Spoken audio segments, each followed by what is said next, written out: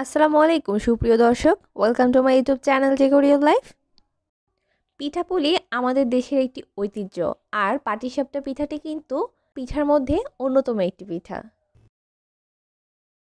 আর এই স্বাদও যেন অতুলনীয়।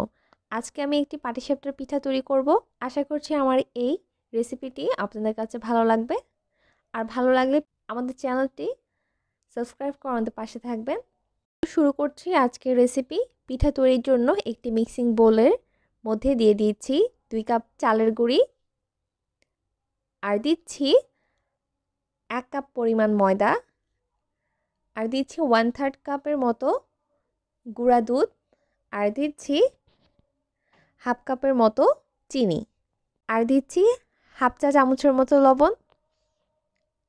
এখন একটা হ্যান্ড উইক্স দিয়ে সব শুকনো উপকরণগুলোকে একটু মিশিয়ে নিচ্ছি, আর দিচ্ছি পানি। এখানে আমি 1 কাপ পানি অল্প অল্প করে দিয়ে মিশিয়ে নিচ্ছি। সব পানি একসাথে দেওয়া দরকার নেই, আমি একটু অল্প অল্প করে সব পানিগুলোকে অ্যাড করছি। এখানে আমার প্রায় 2.5 কাপের মতো পানি লেগেছে। এই তো মিশ্রণটা কিন্তু খুব ভালো মতো মিশিয়ে নেওয়া হয়ে গিয়েছে। এখন মিশ্রণটা কিন্তু বেশ পাতলা দেখাচ্ছে। এখন আমি এই মিশ্রণটাকে প্রায় 2 ঘন্টার জন্য রেস্টে রেখে দিব। যেহেতু আমি শুকনো চালের গুঁড়ি দিয়ে এই পিঠাটি বানাচ্ছি, তাই শুকনো চালের গুঁড়িটা একটু বেশি ভিজানো থাকলে পিঠাটা কিন্তু ফাটবে না। আশা করি বিষয়টি বুঝতে পেরেছেন। যাই হোক, এখন চলে যাচ্ছি পাটিসাপটার পিঠার জন্য খিরসার পুর বানাতে। প্রথমেই একটি প্যান নিয়ে নিয়েছি। প্রথমেই দিয়ে দিচ্ছি হাফ কাপ পরিমাণ সুজি। আজকে পাটিসাপটার পুরটা আমি সুজি দিয়ে বানিয়ে নিব, তবে আপনারা চাইলে চালের গুঁড়াও এখানে ইউজ করতে পারেন। আর দিয়ে দিচ্ছি প্রায় 1 কাপের মতো গুঁড়া দুধ। আর গুঁড়া দুধটা অ্যাড করলে কিন্তু এই স্বাদটা কিন্তু বহুগুণ বেড়ে যাবে। আর দিচ্ছি হাফ কাপ পরিমাণ চিনি, চিনিটাও যার যার স্বাদ বুঝে দিবেন। আর দিচ্ছি 1 চিমচির মতো লবণ, আর দিয়ে দিচ্ছি প্রায় 2 কাপের মতো পানি। এখন একটি হ্যান্ড উইক্স দিয়ে খুব ভালো মতো মিশ্রণটিকে মিশিয়ে নিতে হবে, যেন কোনো প্রকার লাম্পস না থাকে। 2 মিনিট খুব ভালো মতো হ্যান্ড উইক্স দিয়ে মিশিয়ে নেওয়া হয়ে গিয়েছে। এখন আমি প্যানটি চুলায় বসিয়ে চুলাটি অন করে দিচ্ছি। 5-6 মিনিটের ভিতরেই কিন্তু এই খিরসাটা অনেকটা ঘন হয়ে গিয়েছে। আমি কিন্তু আর ঘন করব না, কারণ এই খিরসাটি ঠান্ডা হলে আরও কিছুটা ঘন হবে। এই তো এখন কিন্তু আমি খুব ভালো মতো নেড়ে চেড়ে চুলাটা অফ করে দিচ্ছি, আর অ্যাড করছি হাফ চা চামচের মতো ঘি। ঘিটাকেও কিন্তু আমি এই খিরসার সাথে খুব ভালো মতো মিশিয়ে নিচ্ছি। এই ঘিটা অ্যাড করলে কিন্তু খিরসার স্বাদটা বহুগুণ বেড়ে যাবে। আপনারা অবশ্যই চেষ্টা করবেন এই খিরসাটিতে ঘি অ্যাড করতে।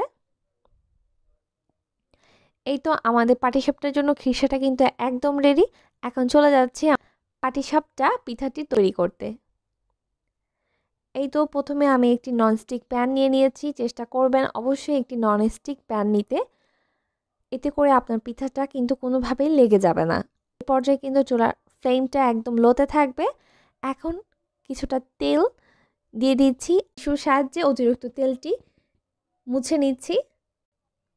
আগে যে ব্যাটারটি আমি তৈরি করে রেখেছিলাম, সেখান থেকে 1 চা চামচের মতো ব্যাটার আমি এখানে দিয়ে দিলাম। প্যানটাকে ধরে ঘুরিয়ে ঘুরিয়ে এরকম একটু গোল রুটির মতো বানিয়ে নিতে হবে।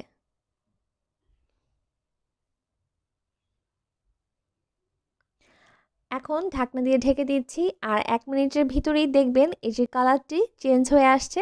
ঠিক এখন এই পর্যায়ে আমি দিয়ে দিব আমাদের খিরসাটা। যখন রুটির কালারটি চেঞ্জ হয়ে আসবে, তখন আগে থেকে তৈরি করা খিরসাটা এখানে দিয়ে দিব। আমি হাত দিয়ে দিয়ে দিচ্ছি।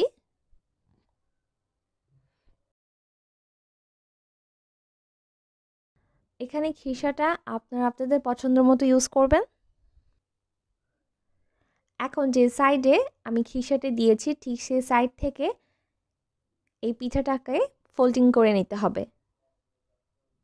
আর এই কাজটি কিন্তু অবশ্যই আলতো হাতে করতে হবে।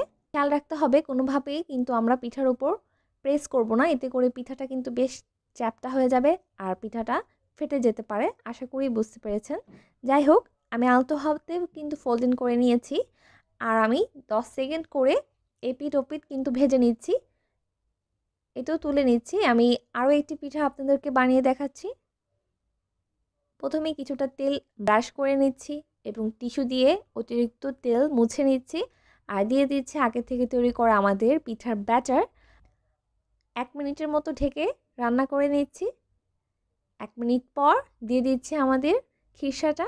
আর যে সাইডে আমরা খিরসাটা দিয়েছি ঠিক সেই সাইড থেকে কিন্তু ফোল্ডিং করতে হবে আলতো হাতে আর 10 সেকেন্ড এপিঠ ওপিঠ করে ভেজে নিতে হবে।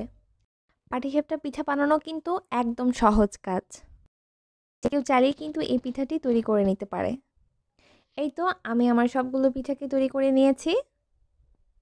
দেখুন কতটা সুন্দর আর মসৃণ হয়েছে আজকের পিঠাগুলো। আর পিঠাটা খেতেও কিন্তু দারুণ মজার।